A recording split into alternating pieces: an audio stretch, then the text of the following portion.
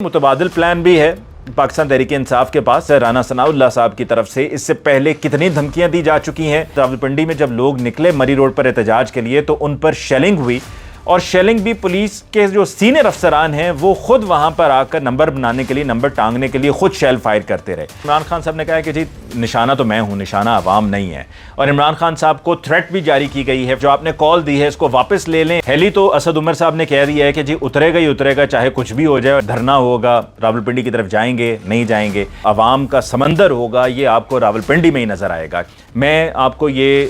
Information بھی دے رہا ہوں اور اطلاعات بھی ہیں کہ ہو سکتا ہے کہ خان صاحب ایسا سرپرائز دیں۔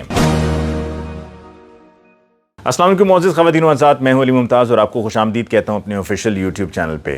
آج کے دن یعنی کہ 26 تاریخ کی فائنل کال دی ہے چیئرمین پاکستان تحریک انصاف عمران خان صاحب نے راولپنڈی کے لیے، اور آج یہاں راولپنڈی پہنچنے پر میں نے کیا منظر دیکھا وہ میں آپ کے ساتھ شیئر کروں گا، اور آج کے دن کو لے کر جو فیڈرل گورنمنٹ کی طرف سے رکاوٹیں کھڑی کی جا رہی ہیں اور اس میں کیا کوئی نرمی برتی جائے گی یا نہیں، یہ آپ کو میں بتاؤں گا۔ ساتھ میں سب یہ بھی جاننا چاہ رہے ہوں گے کہ آخر کیا وجہ بنی کہ پہلے فیض آباد کے مقام پر کنٹینرز لگائے جا رہے تھے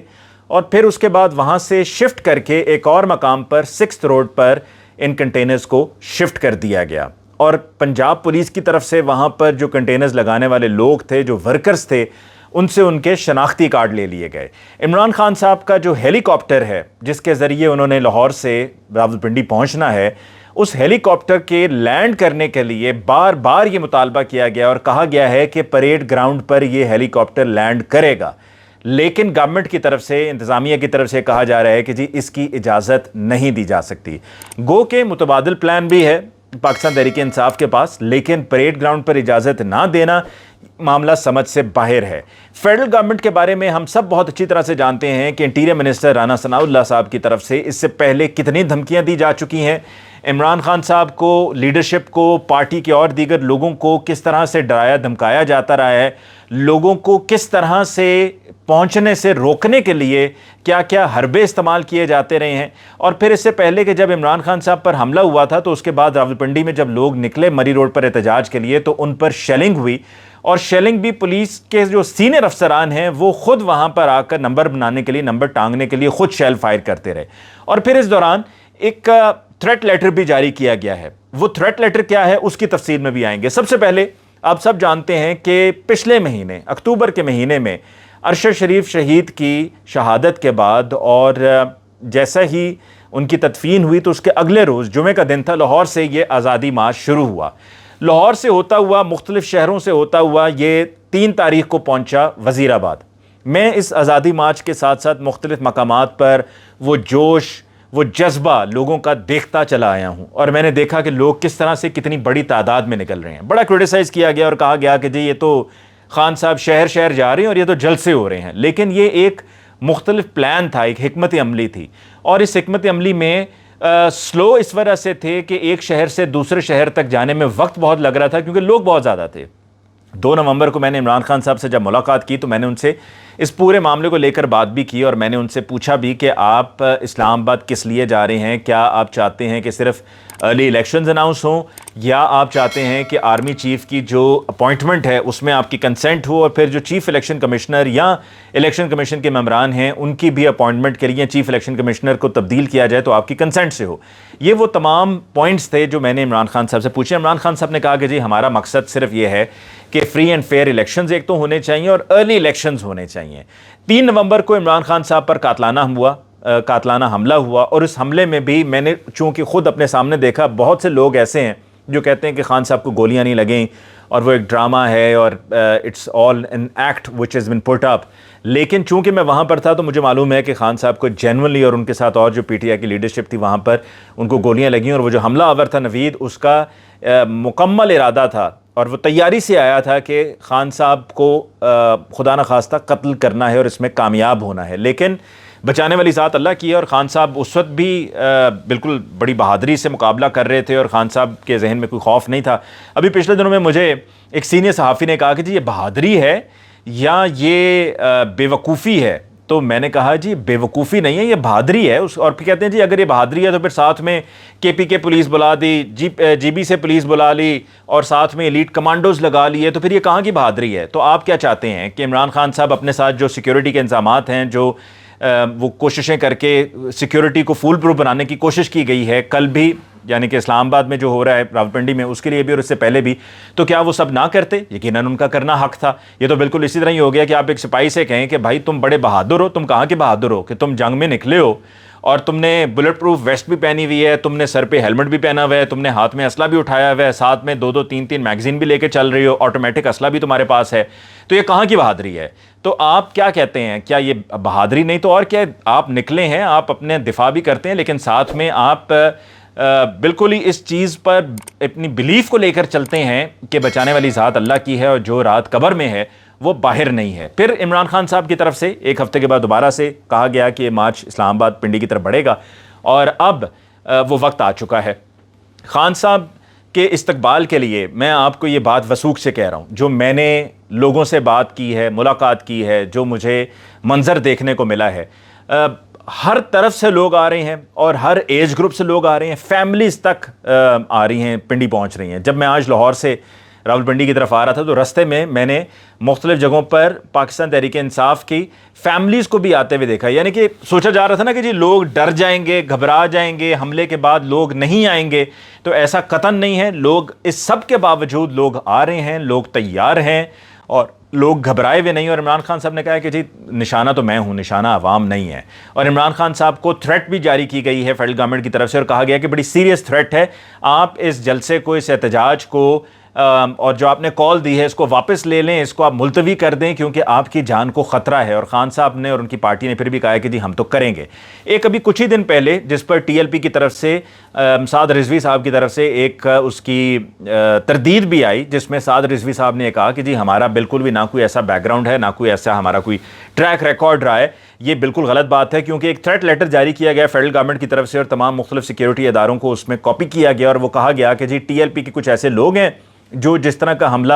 وہاں پر وزیر آباد میں ہوا تھا یہ بالکل اسی طرز کا ہوگا. اور کچھ لوگ ایسے ہیں جو پہلے سے بڑے اس پر ناراض ہیں، ان کے ذہن میں ایک پاکستان تحریک انصاف کی لیڈرشپ کو لے کر ایک غصہ ہے،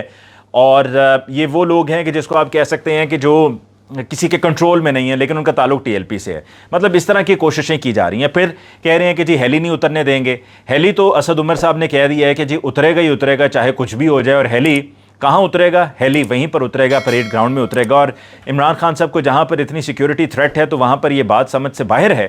کہ کیسے وہاں پر پریڈ گراؤنڈ میں اگر وہ ہیلی اتارنا چاہ رہے ہیں تو ان کو کیوں نہیں اجازت دی جا رہی ہے؟ یہ ان کا حق ہے، ایک پارٹی کے لیڈر ہیں. آپ چاہتے ہیں کہ خدا نخواستہ ان کی سیکیورٹی کمپرومائزڈ ہو جائے، اور اگر نہیں وہاں پر اتارنے کی اجازت دیتے تو میں نے جیسے کہ پہلے بھی کہا کہ متبادل پلان بھی ہے، اور وہ یہ ہے کہ ایرڈ ایگریکلچر یونیورسٹی جو ہے وہاں پر، اور یہ مری روڈ پر واقع ہے ادھر شمس آباد پہ، وہاں پر اس ہیلی کو اتارا جا سکتا ہے. پھر ساتھ میں لوکیشن کیوں تبدیل ہوئی؟ دیکھیے لوکیشن 2 پہلے سے ہی طے تھیں، فیض آباد بھی اور ایک اور بھی. یہ وہ معلومات ہیں جو مجھے پاکستان تحریک انصاف کے ذرائع سے ملی کہ جی 2 لوکیشنز پہلے سے طے شدہ تھی. وہاں پر ایک حساس ادارہ ہے اور حساس ادارے کا دفتر ہے، جس کی وجہ سے وہاں سے کہا گیا کہ آپ اس لوکیشن کو شفٹ کر دیجئے. اور یہی وجہ ہے کہ وہاں پر پولیس بھی بے بس تھی، جبکہ پنجاب گورنمنٹ ہے، وہاں پہ پولیس کو بے بس تو نہیں ہونا چاہیے. تو جو وہاں پہ ورکرز تھے ان سے ان کے جو ID کارڈز تھے وہ نہیں لیے جانے چاہیے تھے، لیکن وہ اسی وجہ سے لیے گئے بیکاز پولیس بھی بے بس ہے. وہاں پر ان کا کوئی زور نہیں چلتا، وہاں پر ان کے ہاتھ پیر پھول جاتے ہیں، وہاں پر ان کو سب اگلا پچھلا بھول جاتا ہے، اور ان کو صرف ایک ہی چیز نظر آ رہی ہوتی ہے، اور ان کو اپنی ملازمت نظر آ رہی ہوتی ہے، اور ان کو اپنا آپ نظر آ رہا ہوتا ہے کہ اگر ہم نے اس حکم کی تعمیل نہ کی، خلاف ورزی کی، تو ہمارے ساتھ بڑی سخت کارروائی ہوگی، بڑی بری ہونی ہے ہمارے ساتھ. تو لہٰذا وہاں سے اس وجہ سے لوکیشن کو شفٹ کیا گیا. اور جو تنظیم ہے راولپنڈی کی پاکستان تحریک انصاف کی، میری ان سے بھی بات ہوئی، میری واسع قیوم عباسی صاحب سے بات ہوئی کیونکہ میزبانی انہی کے ذمہ ہے. ان کی طرف سے بتایا گیا ہے کہ جو 6 روڈ کا یہ جو وینیو ہے، یہ وینیو بھی بہت اچھا وینیو ہے اور کافی کشادہ سڑک ہے، جہاں اور پارکنگ کی بھی وہاں پر سہولت موجود ہے، کہ جس کی وجہ سے اب اس کا انتخاب کیا گیا ہے کہ وہاں پر ہم اس جلسے کو کریں گے. اور یہ جیسے کہ میں نے پہلے کہا ہے کہ 2 لوکیشنز پہلے سے طے شدہ تھیں اور وہاں پر یہ جلسہ ہو کے رہنا تھا. اب آپ کے ذہن میں سوال یہ ہوگا کہ کیا یہ صرف آج کے دن کا ہے احتجاج، یا کئی دنوں پر یہ احتجاج چلے گا، دھرنا ہوگا، راولپنڈی کی طرف جائیں گے نہیں جائیں گے؟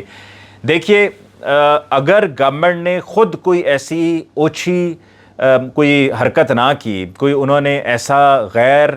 مناسب قدم نہ اٹھایا، تو پھر تو کوئی کسی قسم کا مسئلہ نہیں ہے، پھر تو احتجاج اور یہ جو عوام کا سمندر ہوگا یہ آپ کو راولپنڈی میں ہی نظر آئے گا۔ کے پی کے سے بھی لوگ آ رہے ہیں، بلوچستان سے میں نے دیکھا ہے کہ کتنا بڑا قافلہ آ رہا ہے، جی بی سے میں نے دیکھا ہے کہ کتنا بڑا قافلہ آ رہا ہے، یہ تو پھر ایز اٹ از رہے گا۔ لیکن اگر گورنمنٹ کی طرف سے کچھ بھی ایسا کیا گیا، یعنی کہ انہوں نے طاقت کا استعمال کیا اور طاقت کے نشے میں چور انہوں نے کوئی حرکت کی، اور یہ سوچتے ہوئے کہ جی اب تو ہمارا یہ کچھ نہیں بگاڑ سکتے، پہلے ہم پر پریشر تھا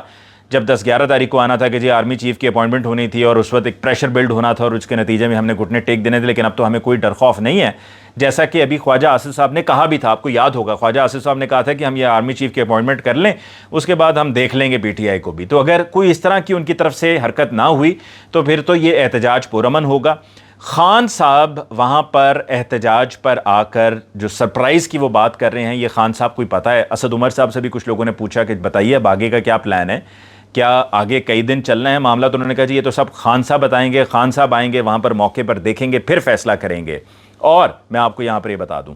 ہو سکتا ہے کہ خان صاحب آ کر یہ اعلان کریں کہ ہم کے پی کے کی اسمبلی اور پنجاب کی اسمبلی تحلیل کرنے جا رہے ہیں۔ یہی بات جو پہلے 27 مارچ کے جلسے میں بھی یہ سوال اٹھایا گیا تھا کہ تب خان صاحب نے ایسا کیوں نہیں کیا، کیونکہ 28 تاریخ کو ٹھیک اگلے ہی دن اپوزیشن کی طرف سے پی ایم ایل این کی طرف سے پنجاب میں تحریک عدم اعتماد جمع کروا دی گئی تھی، تو اگر 27 کو یا اس سے پہلے اسمبلی تحلیل کر دی گئی ہوتی تو پھر یہ نوبت ہی نہ آتی تحریک عدم اعتماد کی، اور یہ جو پنجاب میں کچھ مہینے پی ایم ایل این نے گورنمنٹ اپنی کی، یہ گورنمنٹ ہی وہ نہ کرتے۔ تو لہٰذا اس پوری سچویشن کو دیکھتے ہوئے اس کے تناظر میں آپ کو یہ انفارمیشن بھی دے رہا ہوں اور اطلاعات بھی ہیں کہ ہو سکتا ہے کہ خان صاحب ایسا سرپرائز دیں کہ پنجاب اسمبلی کو یا کے پی کے کی اسمبلی کو تحلیل کرنے کا فیصلہ کر لیں، کیونکہ دوسری طرف پی ڈی ایم کی طرف سے زرداری صاحب کو ذمہ داری سونپی گئی ہے، جن کو کہا جاتا ہے کہ جی جائیں جا کے جوڑ توڑ کر لیں، اور جوڑ توڑ کیسا ہوتا ہے، جا کے بریف کیس بھر کے لے کے جاتے ہیں، کروڑوں روپیہ لے کے جاتے ہیں، جا کے بہایا جاتا ہے اور وہ بہا کر تو گورنمنٹ کو گرانے کی کوشش کی جاتی ہے، جیسے کہ زرداری صاحب نے پہلے بھی کیا تھا۔ اور آپ کو یاد ہے کہ 22 جولائی کو جب پنجاب اسمبلی میں ووٹنگ ہونی تھی اپوزیشن بلکہ لیڈر آف دا ہاؤس کے لیے، چیف منسٹر کے لیے، تو اس دن بھی زرداری صاحب نے جا کے چودھری شجاعت حسین صاحب کے پاس ایک رات پوری رات کافی دیر تک بیٹھے رہے، اور اگلے دن بھی جب یہ سارا سلسلہ ہونا تھا تو اس دن بھی انہوں نے جا کے وہاں پہ بیٹھے رہے اور انہوں نے وہاں پہ چودھری شجاعت حسین صاحب کو قائل کیا، اور جس طریقے سے قائل کیا وہ ہم سب بہت اچھی طرح سے جانتے ہیں۔ چودھری شجاعت حسین صاحب کے جو بیٹے ہیں وہ فیڈرل میں ہیں اور گورنمنٹ کے ساتھ ہیں، پی ڈی ایم کا حصہ ہیں، تو اب بھی زرداری صاحب کو ذمہ داری سونپی گئی ہے۔ تو یہ اطلاعات ہیں کہ ہو سکتا ہے کہ خان صاحب یہ اعلان کر دیں، لیکن یہ خان صاحب کے ہی دل میں ہے یہ بات، اور خان صاحب ہی اس پہ کوئی فائنل ورڈکٹ دے سکتے ہیں کہ ایسا ہوگا یا نہیں ہوگا۔ لیکن بہرحال یہ once in a lifetime والی بات ہے، these opportunities do not come by every day. اگر یہ موقع ہاتھ سے کسی نے گوا دیا تو پھر دوبارہ پتہ نہیں یہ موقع ملتا یا نہیں ملتا، بیکاز آبویسلی ملک میں ہم دیکھ رہے ہیں کہ رول آف لا کہاں ہے، ایک عام آدمی کی کتنی سنی جاتی ہے اور کتنی کس کی سے ہے، بے بسی کتنی ہے، مہنگائی کتنی ہے، اور دیگر جو معاشی حالات ہیں وہ کس حد تک بگڑ چکے ہیں اور کتنے بگاڑ کا شکار ہیں۔ تو لہٰذا اس پورے سینیریو میں اگر لوگ اب نہیں نکلیں گے تو پھر اس کے بعد پتہ نہیں کب نکلیں گے، پھر بعد میں صرف ہاتھ ہی ملتے رہ جائیں گے، اس کے علاوہ اور کچھ نہیں ہوگا۔ اور خان صاحب جو ابھی بھی زخمی ہیں، ابھی بھی ان کی ٹانگ پہ سے جو دائیں ٹانگ پہ پلستر تھا وہ پلستر تو اتارا جا چکا ہے، لیکن ابھی بھی وہ تکلیف میں ہیں۔ ڈاکٹرز نے بتایا ہے کہ جو ان کے گھٹنے سے اوپر زخم تھے وہ کافی حد تک ہیل ہو گئے، لیکن جہاں سے ان کی ہڈی فریکچر ہوئی تھی وہ ابھی بھی ٹھیک نہیں ہوا ہے، اس میں بھی 1 ہفتہ مزید چاہیے۔ لیکن اس سب کے باوجود، اس تمام تر تکلیف کے باوجود خان صاحب نکل رہے ہیں، تو کس کے لیے نکل رہے ہیں؟ اپنے لیے تو نہیں نکل رہے ہیں، لوگوں کے لیے نکل رہے ہیں، عوام کے لیے نکل رہے ہیں۔ تو اگر لوگوں نے ابھی ان کی کال پر رسپونڈ نہ کیا تو جیسا کہ میں نے کہا کہ بعد میں صرف ہاتھ ملتے ہی رہ جائیں گے۔ اس کے ساتھ ہی مجھے علی ممتاز کو دیجیے اجازت، اللہ نگہبان۔